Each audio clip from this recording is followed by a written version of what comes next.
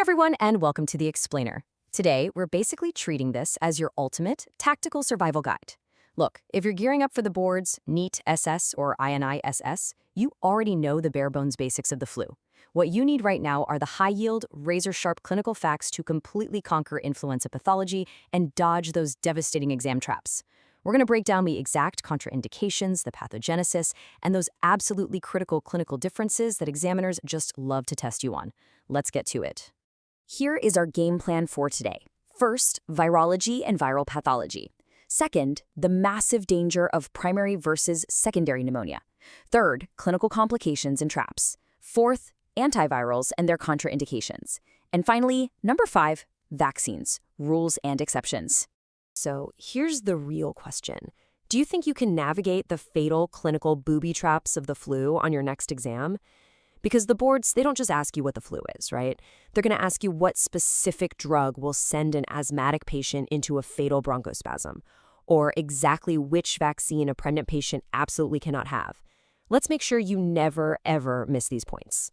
All right, jumping right into Section 1, Virology and Viral Pathology. Let's walk through the exact chronological sequence of how the orthomyxovirus literally hijacks a respiratory cell. Remember, it's a segmented, negative-sense, single-stranded RNA virus. Step 1. The hemagglutinin, or HA protein, binds directly to sialic acid receptors on the respiratory epithelium. This triggers Step 2, receptor-mediated endocytosis. Now, Step 3 is absolutely critical. Endosomal acidification leads to HA cleavage by unique respiratory proteases, which exposes a fusion domain. Then, in Step 4, the viral RNA enters the cytoplasm, undergoes nuclear transcription, and finally, viral assembly happens right at the apical cell surface. And the crucial exit strategy for Step 5, budding via neuraminidase, or NA. That's what cleaves the virus from the cell membrane so it can break free and spread. Now, the stark contrast between drift and shift is an absolute classic board concept. Antigenic drift is like a slow wardrobe change. It involves gradual point mutations in the HA and NA genes that accumulate over time. This happens in both influenza A and B, and it's exactly why we need annual vaccine updates to fight off seasonal epidemics. Antigenic shift, on the other hand, is a sudden, massive costume swap. It introduces a completely new serotype from an animal or avian reservoir via gene reassortment. And here's the kicker. This occurs exclusively in influenza A, because B just doesn't have an animal reservoir for gene exchange. Shift is the culprit that causes massive global pandemics. So you might be wondering, why are pigs universally considered the ultimate mixing vessel? Well, it's because swine respiratory epithelium has both alpha-2,3-galactose avian receptors and alpha-2,6-galactose human sialic acid receptors. This wild biological quirk allows a pig to be co-infected with both an avian and a human influenza strain at the exact same time. Inside the pig's cells, those 8 RNA segments shuffle and reassort like a deck of cards, creating a brand new, highly adapted, human-transmissible pandemic strain. And this gene reassortment has literally shaped human history. Just to put that into perspective, let's look at this devastating timeline. Back in 1918, the H1N1 Spanish flu, which was of avian origin, killed roughly 50 million people. It had this incredibly unique W-shaped mortality curve that peaked in young, totally healthy adults because of a massive cytokine storm. Then we saw the 1957 H2N2 Asian flu, the 1968 H3N2 Hong Kong flu, which actually still circulates today, and of course the 2009 H1N1 swine flu. That one was a massive reassortment virus containing genes from avian, human, and swine hosts, all mixed together. So how fast does all of this happen? Get this. The incubation period is a shockingly short 48 to 72 hours. That is insanely fast for a viral illness. And when those symptoms finally hit, the high fever, the severe myalgia, the heavy malaise, remember that these systemic symptoms are actually cytokine-mediated. They aren't a direct effect of the virus itself. Moving on to Section 2, Danger, Primary versus Secondary Pneumonia. Understanding the absolute clinical difference between these two distinct pneumonias is a complete game changer for exams. Primary viral pneumonia is the absolute most severe complication. It is rapidly progressive. A patient comes in with increasing dyspnea, a persistent fever, and you'll see bilateral diffuse infiltrates on their chest x-ray. It's caused by a massive viral load directly in the lungs, super typical of the 1918 pandemic or the avian H5N1. Now, on the exact opposite side of the spectrum, we have secondary bacterial pneumonia. The major hallmark here is a biphasic illness. It's a classic double hit. The patient gets the flu, they actually start to feel a bit better, and then boom, they suddenly get much worse with a massive recrudescence of fever and pulmonary symptoms. The flu basically de-epithelializes the airways, rolling out the red carpet for bacteria like S. pneumoniae or S. aureus. Oh, and if you see a white blood cell count over 15,000, that strongly points to the secondary bacterial component. So who exactly is in the crosshairs here? Who is most vulnerable to these severe complications?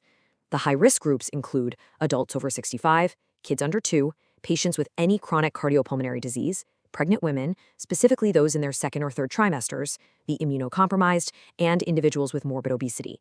Bottom line, if you see a patient fitting this exact profile on an exam and they have worsening respiratory status, you need to be on high alert.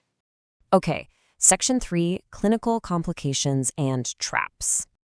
Listen up, because here is your very first major red flag.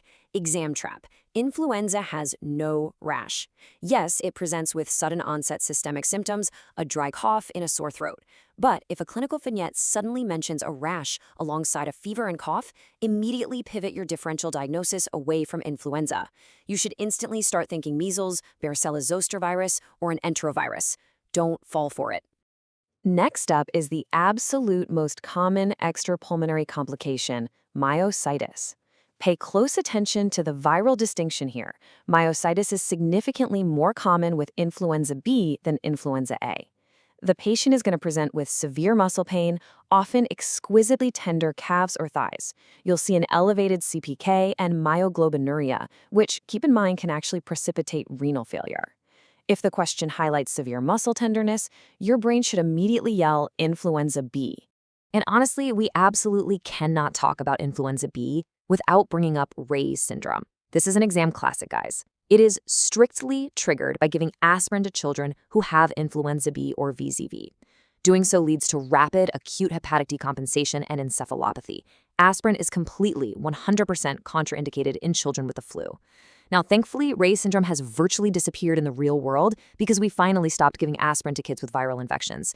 But trust me, it will never, ever disappear from your board exams. Let's move to Section 4, Antivirals and their Contraindications. Let's look at your actual antiviral arsenal. Oseltamivir, an oral neuraminidase inhibitor, is your go-to first line. It effectively prevents viral release, and crucially, write this down, it is preferred in pregnancy.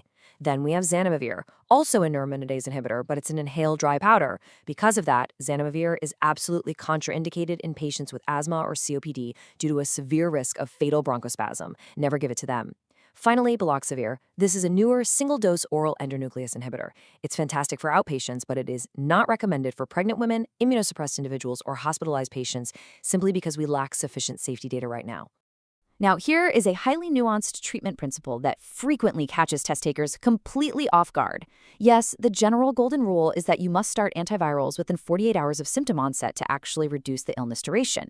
But, and this is a massive but, if you have a high-risk patient or someone who is hospitalized with severe illness, you treat them with neuraminidase inhibitors regardless of whether they show up on day 3, day 4, or day 5. Do not withhold life-saving treatment from a crashing high-risk patient just because they missed some arbitrary 48-hour window. And real quick, if you happen to see M2 blockers like amantadine or rimantadine sitting there as an option in a multiple choice question, just ignore them. Sure, they inhibit viral uncoating, but there is widespread resistance among circulating influenza A strains today, and they frankly don't work on influenza B at all. They are of historical interest only at this point and are no longer recommended. And finally, Section 5, Vaccines, Rules and Exceptions. You've got multiple tools in the toolbox here. The standard inactivated influenza vaccine, or IIV, is a simple intramuscular injection for everyone over 6 months old. However, for adults 65 and older, high-dose or adjuvanted vaccines aren't just an option, they are explicitly preferred because they offer vastly superior effectiveness for that age group. We also have recombinant vaccines, like Flublok, which have literally zero egg involvement in their production. And lastly, there's the live attenuated influenza vaccine, LAIV or Flumist. This is an intranasal spray that uniquely stimulates mucosal immunity. But wait, because LAIV is a live virus, its contraindications are incredibly heavily tested. You absolutely cannot give LAIV to children under 2 due to an excess risk of wheezing and hospitalizations. You can't give it to anyone over 49. It is strictly contraindicated in pregnancy, in the immunocompromised, in anyone with COPD or asthma, and in children under 18 who are on long-term aspirin. Why? Because of that exact Ray's syndrome risk we hammered on earlier. And here is a massive exam myth officially busted. For years, egg allergy was a huge sticking point in medicine. Well, not anymore. An egg allergy alone is no longer a contraindication for any licensed age-appropriate influenza vaccine. You don't need to hunt down the recombinant version for these patients. You can safely vaccinate them with any standard formulation following normal clinical protocols. All right, let's bring this all home and put it together with a quick clinical scenario. Imagine a 6-year-old asthmatic presents to your clinic with a sudden fever. Thinking back to everything we literally just covered, which antiviral and which vaccine could trigger a severe, potentially fatal bronchospasm in this child? The answers? The antiviral is zanamivir because that inhaled powder irritates hyperreactive airways. And the vaccine is LIIV, the live intranasal spray, which is strictly contraindicated in asthma. Knowing these specific traps is exactly what separates an average student from a top scorer. Take these high-yield facts, apply them perfectly, and you are absolutely going to dominate your next exam. So, are you ready to ace this? Keep studying hard, and I'll see you in the next explainer.